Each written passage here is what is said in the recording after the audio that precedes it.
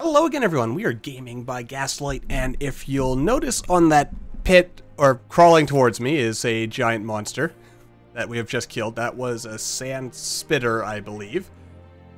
Nasty pieces of work. You may recall we had a quest for dealing with them. We also have picked up this cool thing. We've got some vaguely alien from alien-shaped eggs. And more importantly, perhaps, we have the sand crawler tooth and the sand spitter sack at long last, because while I was, scurrying about, oh dear, scurrying about looking for, also pro tip, if you want their sack, don't use a hunting weapon. Apparently they don't spawn that way. Anyway, yeah, we finally found a quicksand biome. We have also got everything we need for, or to get Esper to give us the new quest. I also found a couple of new codexes, which, if you don't mind, we're gonna read to start the episode off, and I think we'll save the avian mission for next episode, but we'll just do some Elithian-related stuff this episode. But, yeah.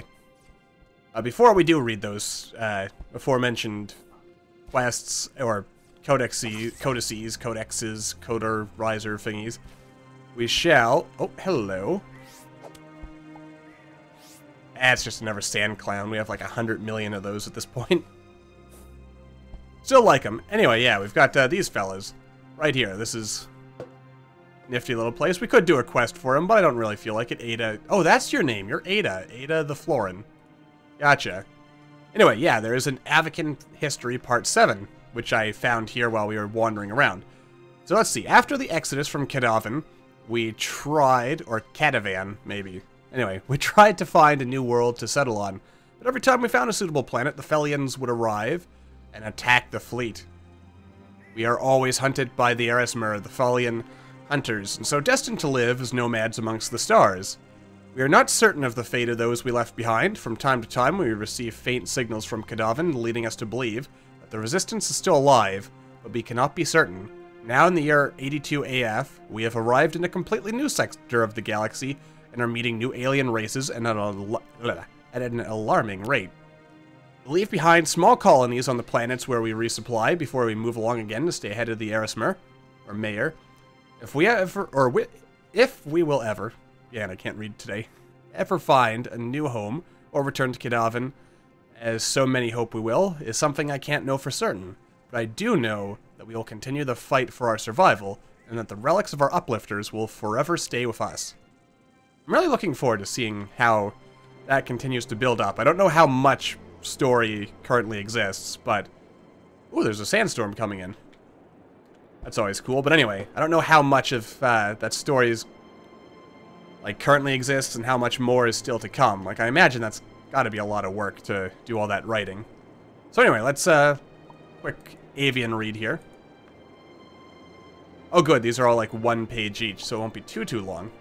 Today, Stargazer Zolan sent for me, and he gave me the most incredible news. I'm to be the next cycle's Ascendant. I couldn't believe it. He had to reassure me several times that he hadn't made a mistake. I was so shocked to be deemed worthy. Ascendant also means sacrifice, doesn't it? Zolan said, by the word of Kluex, you are worthy. He told me Kluex came to him in a star dream, just as he does each cycle, and this time he asked for me. Hearing that was almost too much. I have been chosen by Kluex himself. I feel lightheaded, almost as though I might spiral skywards right there. Entry 2. Oh dear, something just exploded. I spent so much of my time in the temple now. I've never felt closer to Kluex. Each day we pray and chant and I am anointed.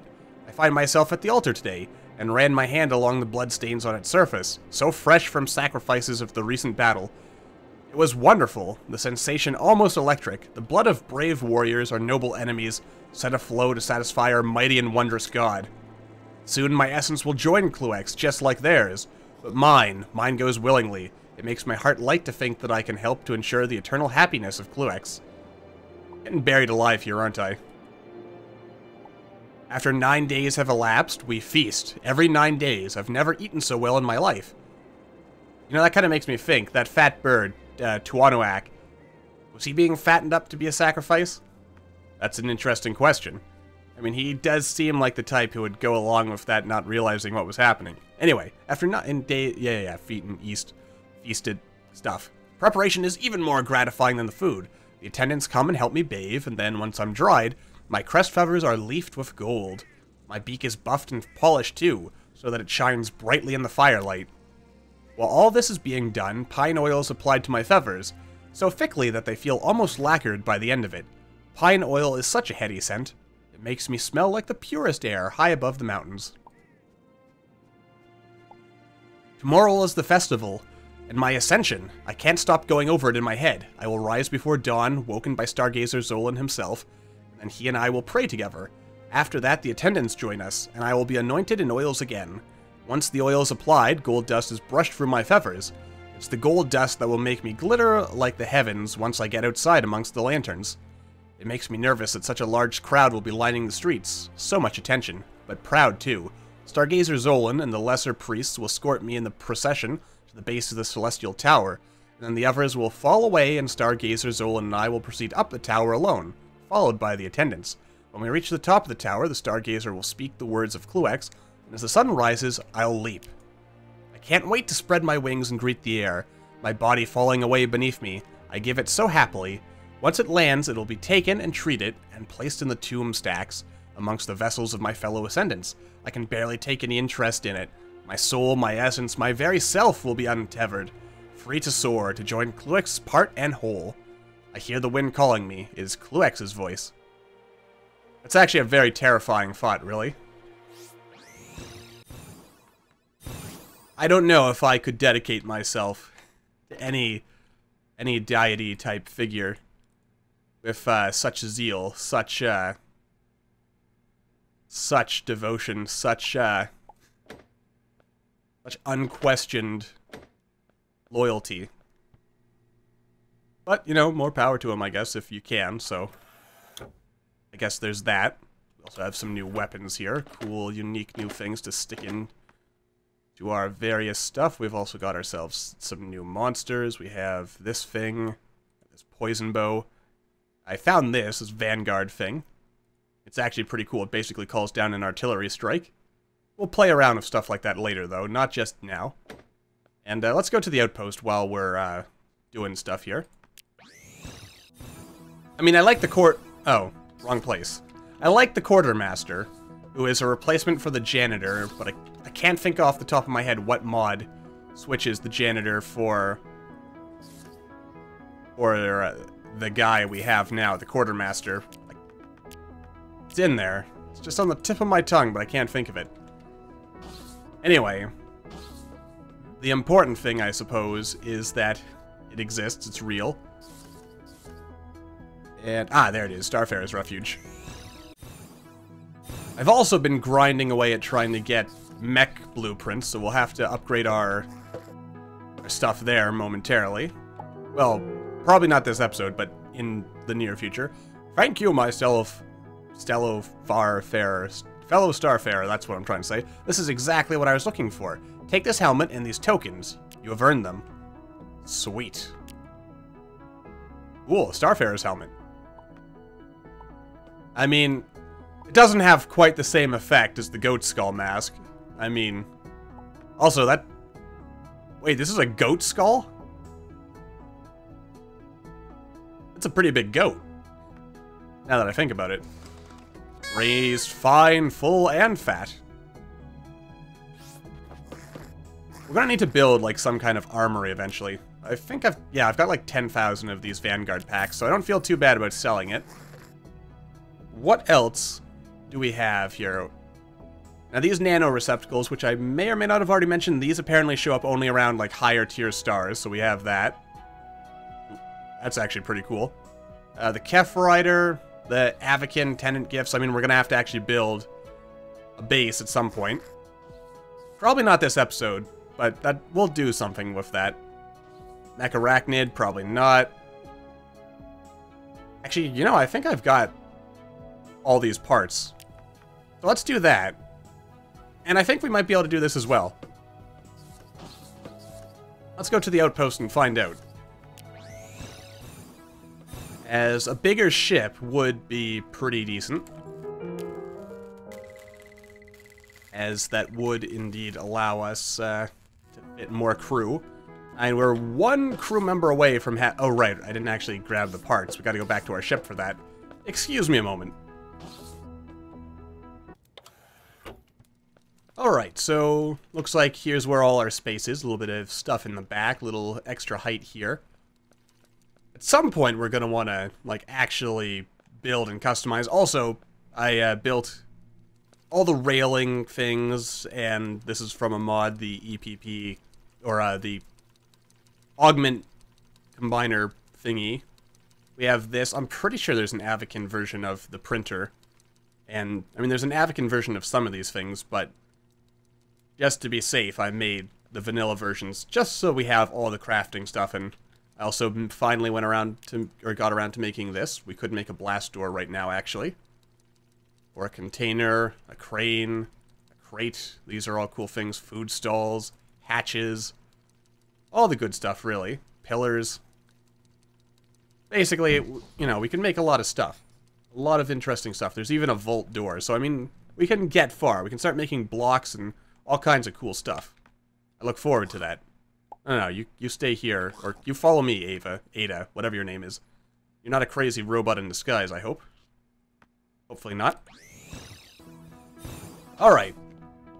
Let's turn in this quest, do its stuff, and if I remember of this one, let's see here. New mech body. Missile rack arm. Yeah, as you can see, we've had a lot of stuff. Also, we have this. I mean, I had to get this. We've got every ever... This is, what is it? I want, oh, I forget what it's in, but it's like part of, like, the I want to drive that van series of mods. Can't for the life of me think of its name off the top of my head, but basically lets you turn the RV into a mech now. Isn't that cool? I think that's cool. We also have Vanguard stuff, which is not that great right now. We've got this Sigma mech body, not too great either. A little bit better. Still not the best. Skullduggery. And I guess if we really want it, we could probably, and we do have the van, and we do have titanium... No, wait. No, we don't have titanium bars. Never mind. Or do we? I don't think... No, we have to, because we've got titanium, and Durasteel is above that. Yeah, I bet we could do something with that, but probably not right now. We've got the reactor mech body. It's a little bit better. Beat mech, still not that great. Astromech, this mech, the sleek Zero, or the Z mech, actually. And it actually is called Z. You know a Canadian had to have made this mod. Or, this is actually just vanilla, isn't it? In any case, there's some Canadian stuff in there, clearly. I refuse to believe otherwise. Alright, but basically, yeah, we're not doing this mission just yet, because we're going to have to actually upgrade our mech, and we do need to get around to doing that, don't we? That is a very important thing. Very important indeed. Hello there, treasure trophies, dude. You are always a friend of mine, I suppose. That's always our... Actually, you know what? As you probably noticed, we have a spare blue chemist thing, so there's a high lotl in here. We'll offer them a job. Alright, excellent. Bada bing, bada boom, bibbly bobbly. We've got access to the Great Sovereign Temple, which, I mean, we've been kind of doing, like, sort of stuff to sort of keep busy. Also, here's another codex. Let's have a read. The Old Ones are an ancient race of sentient aliens who visited many worlds before they mysteriously vanished. They go by many names: the Old Ones, the Uplifters, the Sentens, or the Say-Tanan. Say-Tanan. That's how I'm going to pronounce that from now on. Let me just get that one more time to make sure it's in my head. Say-Tanan. Or just a few well-known examples. The first two of these names are products of Avakin culture, while the term Sentens is the most universally accepted name. Say-Tanan, however, is likely the name that most resembles what the creatures called themselves. The Old Ones play a significant role in Avakin culture. For it are their relics. It doesn't sound quite right when I read it, but I can't pinpoint why. I think I would just make it for their relics. Or it is their relics. Yeah, alright, sorry about getting all grammar technical on that. Or, yeah, anyway, they're relics which form the basis of much of our technological prowess. Again, sorry about that, just my brain got hung up on that. The study and reverse engineering of these relics taught our people the secrets behind efficient interstellar travel, anti-gravity fields, jump gate technology, and even holographic displays. There are also legends of direct interaction with one of the creatures, Raidus, which form the basis of the Raod religion. The Raod teaches that Raidus descended upon our people after they found Vas Philae, and that he showed our ancestors how to use the relics his people had left behind. While scientists are uncertain whether or not Raidus truly appeared to our ancestors in the flesh, they do agree that there was at least some form of sentient-advocate interaction in Vas Philae. And I can't help but, I mean, and it's probably just me kind of superimposing my own ideas on things, that really makes me think of Stargate and the Ancients. I mean, I know that the whole idea of, like, ancient precursor beings is not unique to Stargate, but as I do love Stargate, as I've probably made very clear over, well, many episodes and many different series. Yeah, I like Stargate, so I associate a lot of stuff with it. Whenever I can, really. Just because. A lot of penguins hanging out over there. I should hire a penguin. Penguins are good. I wonder what would happen if I used the job offer on this guy. Will we find out what he actually is under there? Is he anything exciting under there? That's a good question. Ah yeah, there's this Hylotl, who used to be a man, but is now a woman. I find that interesting. Just because in the early days of the, of Starbound, that was like a failed male comedian, but now it's I guess a failed... Could you guys clear out? I'm trying to give a job offer to someone. Come on, join me. Come on. Aha, there we go. That's what I wanted. Alright, hire you. You're also some kind of loose cannon, apparently? Interesting. Alright, so that is that. We've got ourselves a new friendo. Hello there, friend.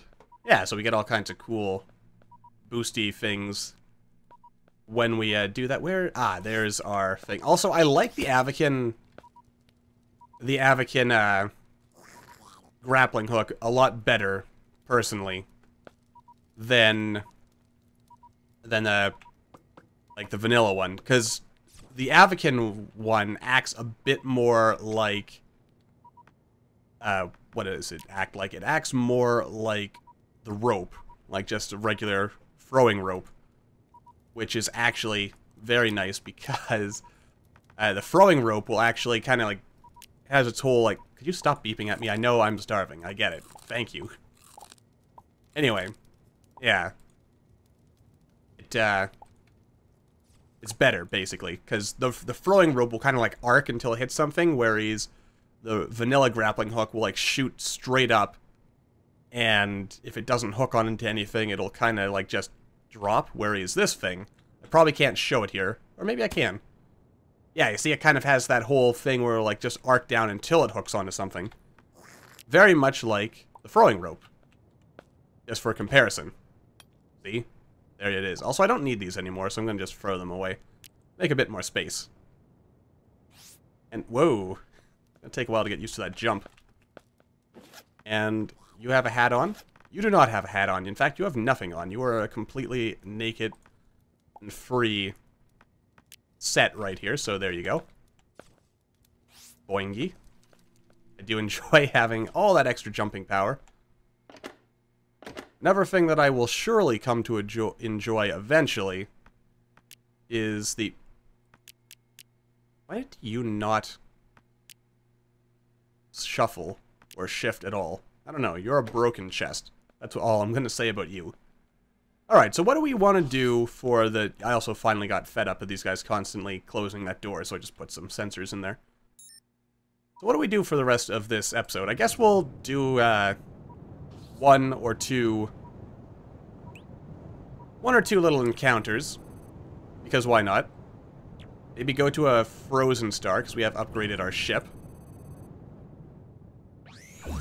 And yeah, actually, I think we'll do this encounter, wrap the episode up, and then reconvene next time to do the Grand Sovereign Temple, and then, of course, again after that, convene further again for more cool stuff that we can do. I like how this feels like it's some kind of, like, sentient asteroid ambush. I don't know what exactly they're expecting to find out here, or... You gotta think to yourself, like, with these hostile alien life forms in these various encounters, like, what is the ecosystem, I guess, basically? Like, why are they so aggressive? Why are they fighting me? Oh dear. I really need to upgrade my mech as well. Which will happen... Oh dear. I guess whenever I finally take the time to actually... just grab my parts and go build something. But we do need to go to higher level encounters so that we can get the laser receptacle do-hickamabob. Please don't explode. Not like this. Come on. Hit some... Good job. Anyway, as I was saying, we need better mechs, and obviously, if I just keep sitting here saying, oh, we need better mechs, but never actually building better mechs, we're never gonna get a better mech. And truly, that would be an absolute tragedy, really. But, on the other hand, I am also rather lazy, I guess, so... I guess we'll see. We'll see how this one ends up actually playing out. Oh, that actually worked out rather well. Turns out we weren't doing quite so badly after all. I mean, we weren't doing good. Not the way I was handling things. We weren't doing good, but we weren't doing bad. I guess. Maybe. Man. I do love this mining drill. It's also very handy when you are on the moon, or a moon, rather, and you're just wandering around trying to avoid the Urkius ghost. I mean, once you've upgraded your matter manipulator enough, you really don't need... Well, the base mech isn't all that great, but early in the game, these mechs are actually really, really helpful for not dying. And I appreciate that. And you missed. Alright, what do we got here? Ah!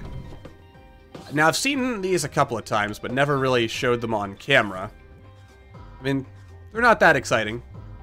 But they're not exciting. I mean, there's something new. Alright, so we've basically unlocked all the simple mechs, is the impression I'm getting out of that. So, we do need to move on to bigger and better things. But, this is where we're going to wrap up this episode, so until the next time, as always, thank you all for watching. I hope you all enjoyed. Don't forget to hit that like button, or maybe leave me a comment down below to let me know what you're thinking. And I will see you all in the next video.